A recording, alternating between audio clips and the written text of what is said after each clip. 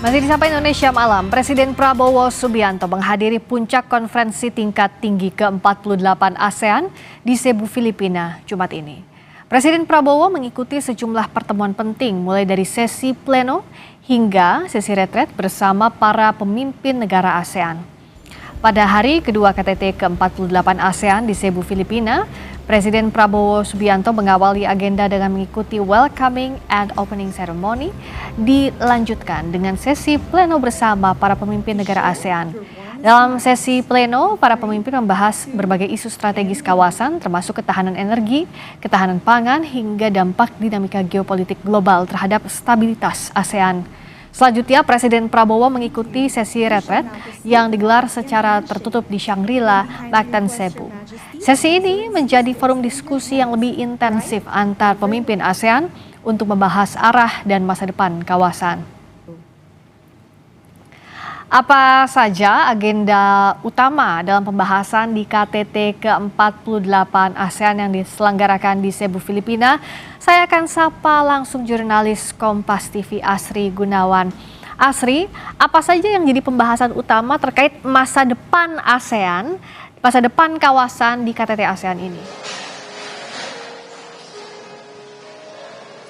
Ya, kalau kita melihat apa yang kemudian disampaikan oleh Presiden Prabowo Subianto dalam sesi pleno maupun juga dalam retret, yang ini bisa kami akses informasinya melalui situs resmi Sekretariat Presiden, bahwa Presiden Prabowo Subianto ini mendorong terkait dengan kemandirian dan juga solidaritas di kawasan ASEAN.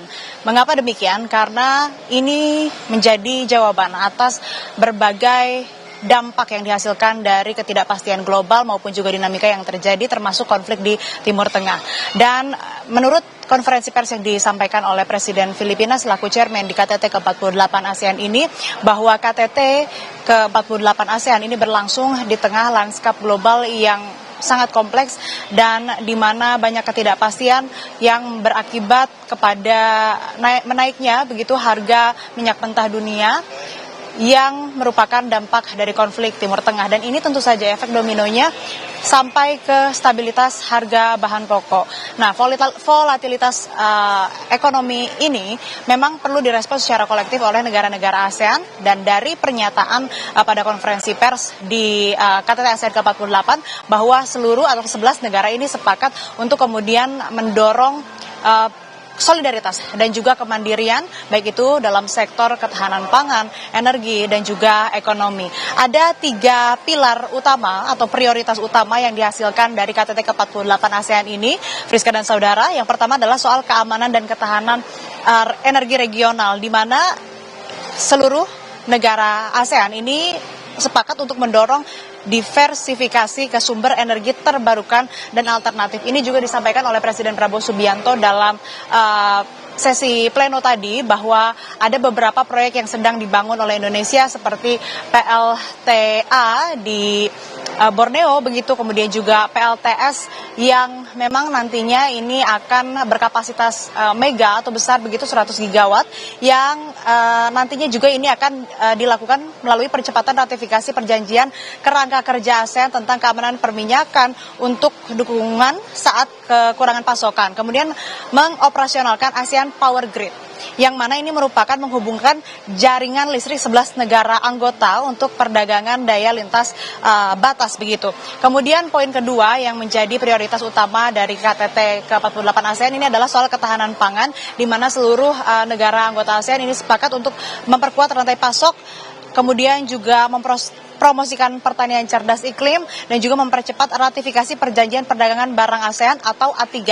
Lalu prioritas terakhir atau yang ketiga ini adalah keselamatan warga ASEAN di luar negeri, di mana nantinya akan ada peningkatan koordinasi cepat, berbagi informasi, dan juga dukungan evakuasi atau repatriasi bagi pekerja migran yang rentan terhadap gangguan global. Selain dari 3 prioritas utama, ada juga dokumen-dokumen yang diadopsi begitu dari hasil KTT ke-48 ASEAN, seperti protokol Cebu, kemudian visi BIM EAGA 2035, di mana KTT ini juga memang telah telah di KTT BIM IAG ini telah dilakukan kemarin yang dihadiri oleh Presiden Prabowo Subianto, kemudian juga Sultan Brunei, Presiden Filipina, dan juga Perdana Menteri Malaysia. Kemudian ada deklarasi kerjasama maritim, kerangka kerja aspek, dan juga pemberdayaan pemuda, dan hingga ada inovasi dan juga kemitraan strategis yang dilakukan antara seluruh negara yang tergabung dalam ASEAN. Nah, saat ini Friska dan saudara, Presiden Prabowo Subianto tengah menghadiri acara gala dinner bersama seluruh pemimpin negara ASEAN atau kepala negara ASEAN. Tadi terlihat meninggalkan hotel sekitar pukul 19:15 waktu setempat, mengenakan baju barong Filipina berwarna putih dan ada list berwarna krem begitu.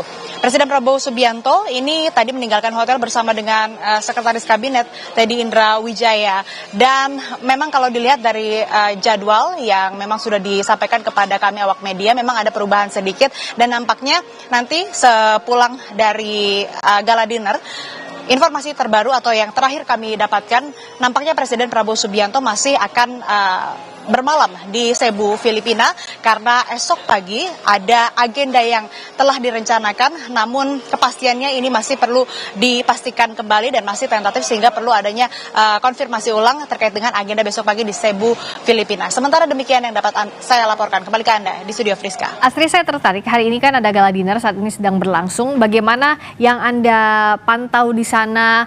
Apa saja gestur-gestur antar pemimpin negara yang Anda pantau di gala dinner malam hari ini?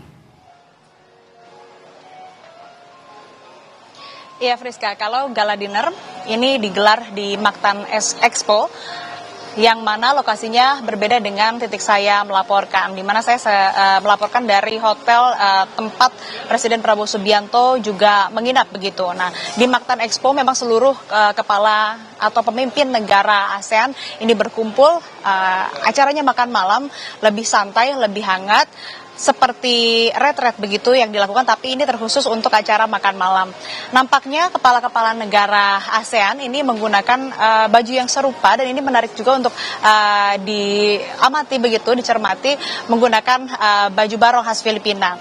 Dan kemudian kalau kita melihat gestur-gestur yang dilakukan oleh Presiden Prabowo Subianto, atau seperti soft diplomasi yang dilakukan, seperti diplomasi simbolik yang menarik untuk dicermati adalah Presiden Prabowo Subianto selama kunjungan ataupun juga rangkaian KTT ke-48 ASEAN ini bermobilisasi atau alat transportasinya menggunakan kendaraan taktis maung, yang mana kita ketahui merupakan kendaraan yang dibuat oleh anak bangsa. Ini bisa dicermati sebagai pesan dari Presiden Prabowo Subianto kepada negara-negara ASEAN terkait dengan kemampuan dan juga kemajuan dari industri pertahanan Indonesia itu sendiri, dan tentu saja membangkitkan semangat yang tadi seperti dibahas dalam sesi pleno maupun retret dan juga hasil dari KTT, bahwa negara-negara di ASEAN ini harus bisa mandiri dalam penguatan ketahanan energi, ekonomi, dan juga pangan. Selain itu, tidak hanya harus mandiri, tapi juga seluruh negara ASEAN ini harus solid dalam menghadapi berbagai dinamika